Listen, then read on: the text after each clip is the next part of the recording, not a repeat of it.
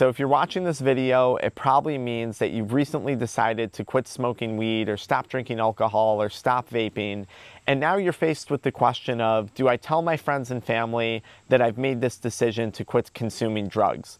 This was a recent conversation I had with an international client of mine who was struggling with a cannabis substance use disorder, who successfully quit, but was now wondering whether or not they should share their decision to stop with friends and family and their brother and people like that. And it's funny because this is such an important question that comes up so often inside my coaching programs, because the right answer, telling the right people, can instrumentally benefit you in quitting. But if you tell the wrong people, it can really hold you back or make the quitting process significantly more challenging. And this is a question that I've come across tons of times. It's a question that these people who have all successfully stopped consuming cannabis, quit drinking alcohol, stopped vaping have asked me time and time again. So after hearing this for like the 100th time, I thought to myself, I should probably make a YouTube video addressing this topic. Because when you quit smoking weed or quit vaping or quit drinking, you're probably going to come across 4 or 5 different types of people. And in a majority of cases, I recommend not disclosing, not sharing the information about quitting, which is very different from what you might hear in like an AA program or another protocol where they tell you like, recover out loud and tell everyone and just go tell the truth everywhere. Because often what I've found, especially for like high-level business professionals, they can actually be extremely damaging and disruptive to their public life and their relationships, especially on a business level. So we have to be very careful when we approach this. Now, real quick, your situation, your environment, your circumstances might be very different from someone else's. And I haven't had a chance to get to know you and your situation on a unique scale. So please take today's video with a grain of salt. This is what I see for a majority of circumstances, but it might not apply specifically to you. Person number 1 that you're going to come across when you start to quit a substance and you decide to tell them is going to be the person that just wants to help. But often the advice, the help that they're providing tends to be unwarranted and misguided. Right? It kind of becomes a situation of the blind leading the blind. And this is the person that's going to want to help you, and they're always checking in on you. And this can become very disheartening, even though they had good intentions. I can't tell you how many times I made the mistake of telling this individual, and oftentimes it's a family member, a significant other, it might be a good friend, a business partner, and they want to help, but now you can't even have a normal conversation with them without them constantly asking you, how are you doing? Are you smoking again? Are you drinking again? Are you still vaping? And all you wanted to do was talk about the sports game or talk about the weather or talk about that business thing that's going on. But they become so obsessed with helping you. And often the advice they're giving, again, is misguided and unwarranted because they're not a trained professional or they don't have a relatable story to your unique situation. So it becomes actually damaging what they're doing. Now, this situation can also become very dangerous because you can start to develop a codependence on this individual. And we see this all the time when people have like a sponsor or something like that in AA protocols or NA protocols. Codependence can start to develop, and that can become very, very dangerous as well. So look out for the person who's trying to save you, for the person who's trying to help you. Because another scenario that can develop is because is that you can feel in debt to them for their help. It's kind of like, oh, hey, remember when you were struggling and I scratched your back? That person might not even have this intention, but it might wind up creating the relationship of, hey, I did you a favor, now you owe me a favor at some point in time. Sadly, I see this a lot with like rehab facilities. They'll get someone sober and then they'll be like, hey, we need help with this, but we're not going to pay you. Or, hey, our buddy has a roofing company or a landscaping company. You're not going to get like appropriately paid for the hours, but we did get you sober, right? So you kind of owe us one. I see this form of like body brokering occurring all the time, and it's like, it's really, really bad. It's taking a vulnerable person and putting them in a very, very compromised position. So look out for the person who's trying to help you or save you. You probably don't want to share information with that individual, even if they are good intentioned, because chances are they don't know how to professionally and appropriately act on those intentions, okay? Person number 2 that you might want to look out for when you're deciding who to tell about quitting cannabis or quitting your substance use is going to be the person who just genuinely doesn't understand why you would stop. And this is especially true of cannabis. And I would say this is especially true of even nicotine products nowadays too, because nicotine and cannabis are in such a positive light. It's one thing if someone is addicted to heroin or fentanyl or even heavy amounts of alcohol. Most people are going to celebrate their decision to stop. But when it comes to cannabis, nicotine, even alcohol in some circumstances, right? That friend that drinks with you socially and now you're stopping, doesn't want to see you stop. This person may not have a negative relationship with the drug, and they're going to have their own experience and personal bias towards the drug. Something I tell people all the time, I see this with cannabis. I personally actually experienced this with cannabis myself, is you go to your doctor, you go to your therapist, and they're like, oh, cannabis isn't that bad. You're not smoking that much. It's not like you're doing it all day long. And you have to realize even medical professionals have some degree of bias. Maybe your doctor drinks a little bit every night. Maybe your doctor smokes a little bit of weed on the weekends, and they've had nothing but a pleasurable social experience with it. That bias is very, very hard not to circumvent when you're interacting with someone. Overcoming that personal bias actually requires a lot of training. And quite frankly, a lot of people don't have that. So when you're quitting cannabis and you're telling others about stopping, chances are you're going to be met with a lot of resistance. Why would you stop? Cannabis is awesome. It helps me with stress. It helps me with work. It helps me with creativity. It helps me socialize. And the person genuinely doesn't understand why you would quit or why you would want to stop. This is a common phenomenon that I see all the time with people, and they don't have ill-willed intentions towards you. They just can't relate, and they're now projecting their bias on you. Another common problem that I'll run into with this is the individual is kind of becoming threatened by your decision to quit. And I see this a lot with cigarettes, right? So let's say you have a group of people that you work with, you all smoke cigarettes during your work break, and now suddenly you're stopping and you're not going outside smoking with that friend anymore. Well, that friend, now you're questioning their decision to smoke inadvertently.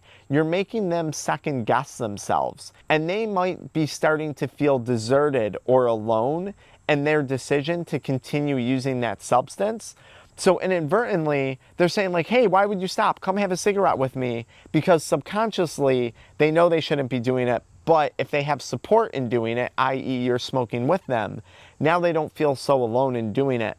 I see this all the time in marriages. I see this all the time in significant relationships where both parties are consuming the drug, one person's stopping, the other person is supporting them, but deep down, they kind of don't want them to stop because now they're feeling abandoned in their decision to continue using the drug.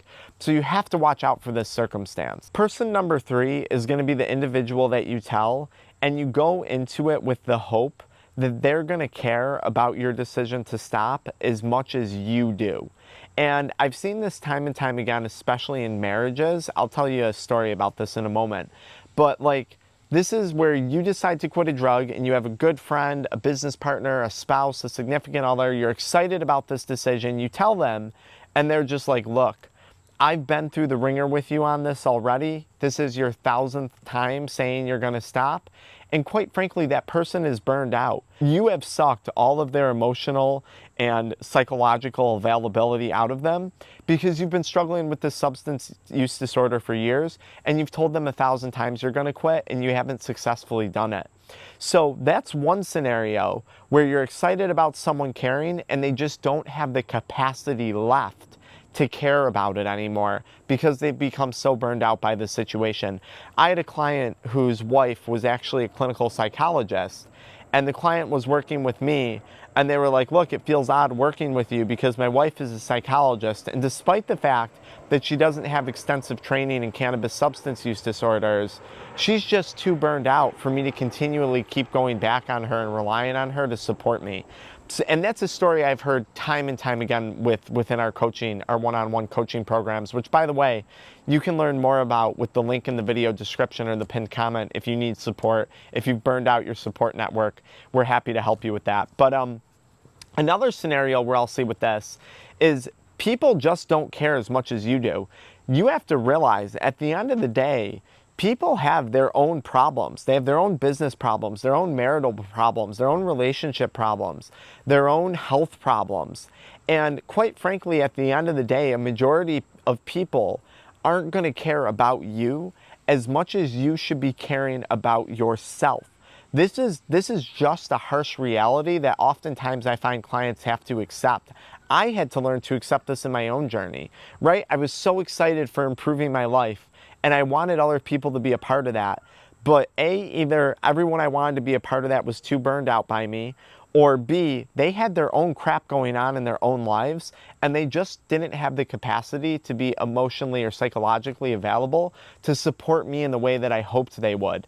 And then what would happen is I'd be like, well, shoot, if no one else cares that I'm quitting drugs, why should I care to quit? And then I just wind up continuing substance use, which is also a mindset of victim mentality, something that I've gone into more detail on other videos when it comes to quitting. Person number 4, when it comes to quitting a substance, can actually be extremely dangerous.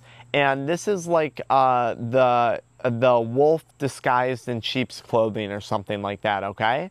Person number 4 is the person that you tell that truly doesn't want you to change.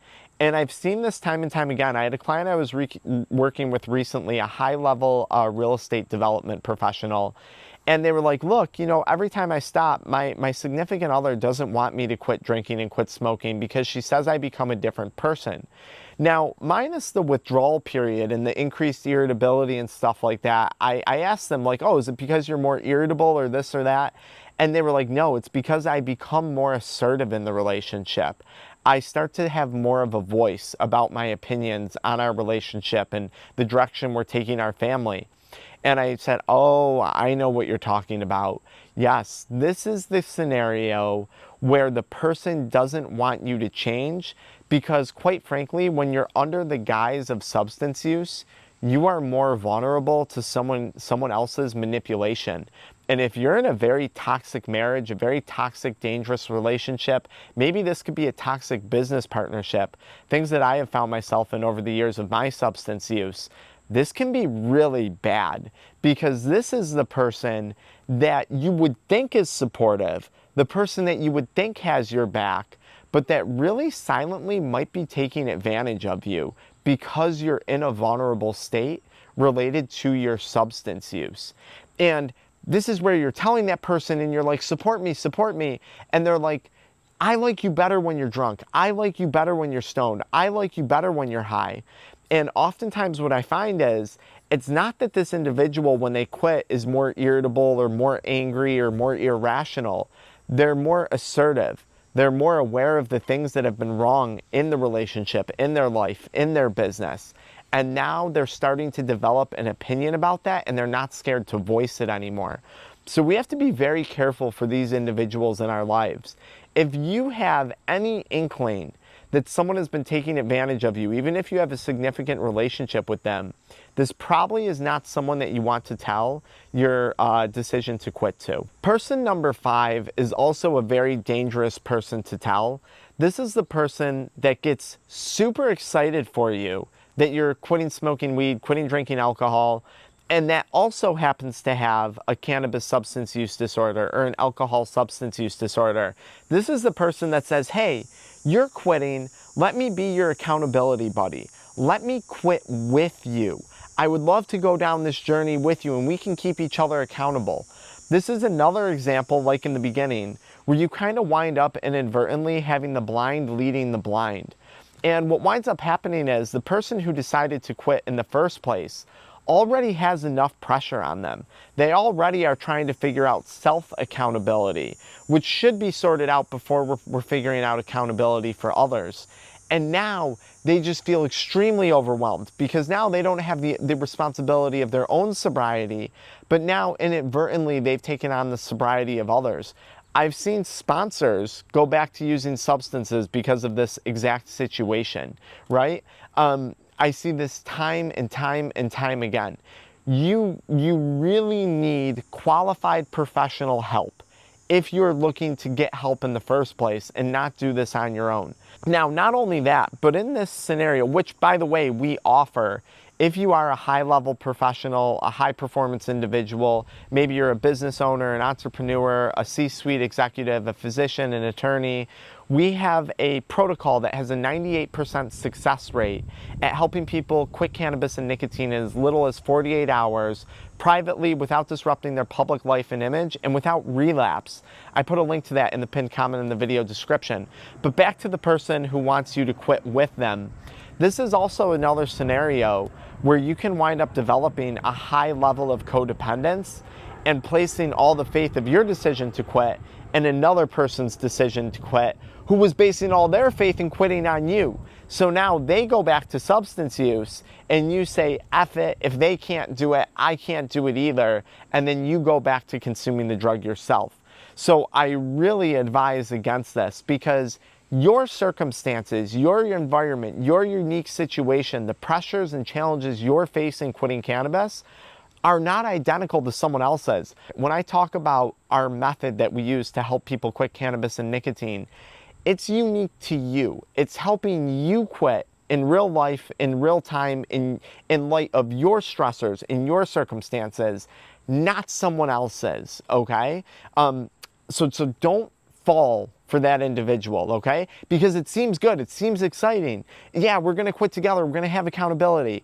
But often that ends in disaster. I'm concerned about you and your journey, no one else's when it comes to this stuff, as should you be. The most important conversation you have about stopping substance use, whether it's cannabis, nicotine, alcohol, is the conversation that you have with yourself on a day-to-day basis. And that's often the conversation that's most confusing when we're under the fog or the delusion of ongoing substance use. But that is the most important conversation to figure out. And that's exactly what I have helped hundreds, if not thousands of people do, just like these individuals, over my years of offering our one-on-one coaching programs. Now look, there might be a few circumstances where it's warranted to tell others about your decision to stop, okay? And I'll give you a brief overview of what those are. Because again, if you tell the right people, it can benefit you. Person number one, or support system number one, would be a support system or individual that you've told in the past and that is not burned out by your continual usage and non-usage.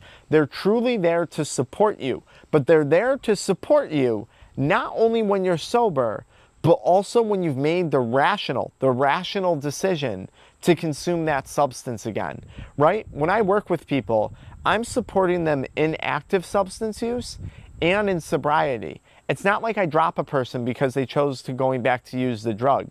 It's a matter of professionally working with that individual to figure out why they keep going back to that situation versus just abandoning them.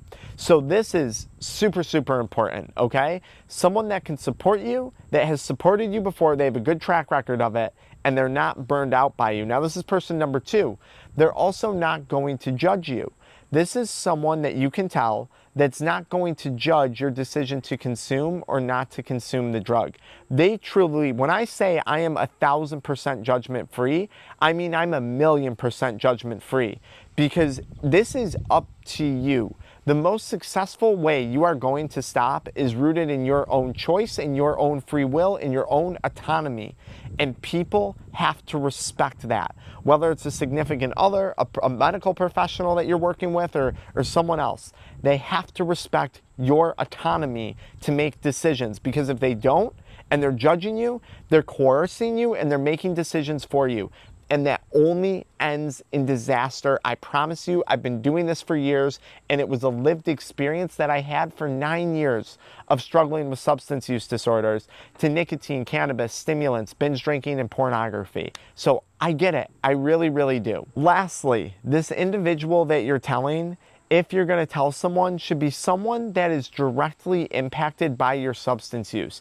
In some cases, it may be warranted to share this information, of course, with a spouse or significant other, boyfriend, girlfriend, husband, wife, maybe with your business partners or other people that are closely involved in your life. Because yes, you might go through some withdrawals, you might have irritability, you might have agitation, you might have extreme mood fluctuations when you first stop. And it might be important for your significant other or your business partner to know what's going on, because otherwise that person is going to start to go down a rabbit hole in their own head. Why is my husband being so mean to me? Why is my wife being so pressy with me? Why is my business partner so absent-minded suddenly? Why are they not showing up all the time to work? It might be warranted to tell them so they have an idea what's going on, so they don't start to think that they did something wrong, that they're the problem. Because now this can create a very, very, very bad dynamic that can become extremely disruptive in both someone's professional or personal life. And we don't want to see that happen. And telling that person, the right person, based on some of these examples I gave you, could significantly aid in your success when it comes to getting sober and stopping the use of these substances. But as I said, telling the wrong people, some examples I gave you, could really send you down a very, very negative, bad path and make this quitting process 1,000 times harder than it needs to be. Generally speaking, less cooks in the kitchen is a better thing, because the only opinion that I care about is your opinion, the individual that I'm working with. Now, you got two options at the end of this video. If you found yourself in that situation where you've blamed your return to substance use on someone else, you got a problem with mindset. You got a problem with that victim mentality, and we need to reframe it. So I linked a video right at the end of this one that you can watch that's going to help you with that. Now, maybe you're the type of person who's watching this, you are a high-performance individual, you're someone that wants to take action right now, and you want to live to your maximum potential, right? You're sick and tired of wasting time, you want to utilize your time better. Click the link in the video description or the pinned comment, and let's get on a call and let's figure out a plan that's unique to your situation, okay?